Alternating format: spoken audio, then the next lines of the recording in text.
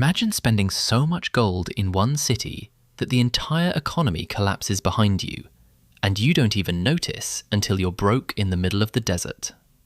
This actually happened in 1324 to Mansa Musa, the ruler of the Mali Empire. Musa's kingdom controlled roughly half the gold supply of the entire known world. When you control that much of something everyone else considers priceless, you stop seeing it as money. His empire stretched across 2,000 miles, larger than Western Europe. He had more gold than he had a use for. So, he decided to walk to Mecca. The Hajj is a religious obligation, and Musa was devout. But the way he performed it turned a spiritual journey into the most expensive flex in recorded history. He set out with a caravan estimated between 12,000 and 60,000 people. Soldiers, officials, and hundreds of attendants carrying solid gold staffs. Behind them came 100 camels, each loaded with roughly 300 pounds of gold dust. Picture that line stretching across the desert horizon. The caravan moved north until it reached Cairo, one of the great trading capitals of the Islamic world, where gold dinars were the backbone of daily commerce.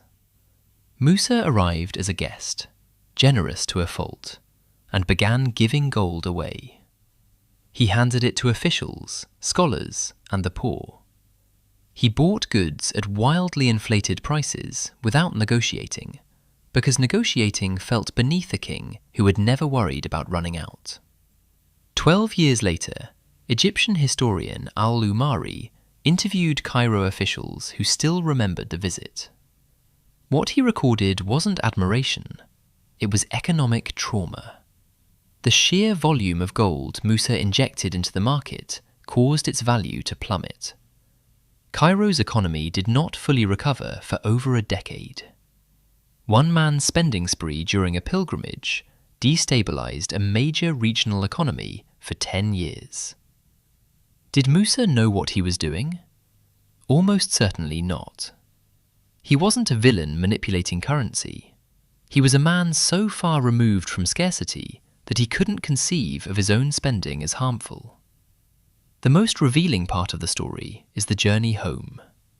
Musa had given away so much gold that his caravan ran short of liquid currency. The richest man on earth needed to borrow money in Cairo at extremely high interest rates just to get home. It is a cosmic irony. A man with more gold than entire kingdoms, brought briefly to his knees by simple math. If you spend faster than you can replace it, even bottomless wealth has a bottom. He recovered, of course. He returns to Mali, the mines kept producing, and the empire kept expanding. But the story had escaped his control. Word of his wealth travelled fast. European mapmakers, who previously drew West Africa as a blank void, started filling it in. In 1375, the famous Catalan atlas depicted Mansa Musa seated on a golden throne, holding a massive gold nugget. An accidental economic catastrophe became his defining legacy. Musa's wealth wasn't theoretical like modern billionaire wealth, locked in stock valuations. His wealth was physical. Yet it didn't sit quietly in a vault. It moved through economies like a flood. At a certain scale, money stops acting like a tool you control and starts acting like a natural force. We see smaller versions of this today. A single tech billionaire's tweet can shift market caps by billions in minutes.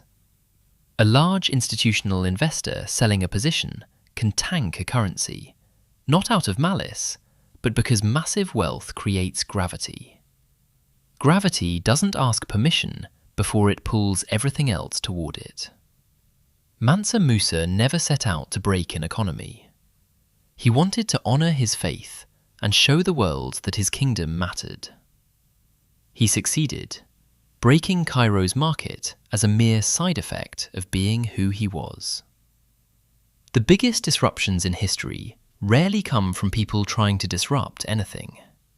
They come from those who never had to understand their own limits, moving through a world built on the assumption that everyone has them. You think you know what rich looks like. It isn't the number. It's what happens to everyone else the moment that number starts to move.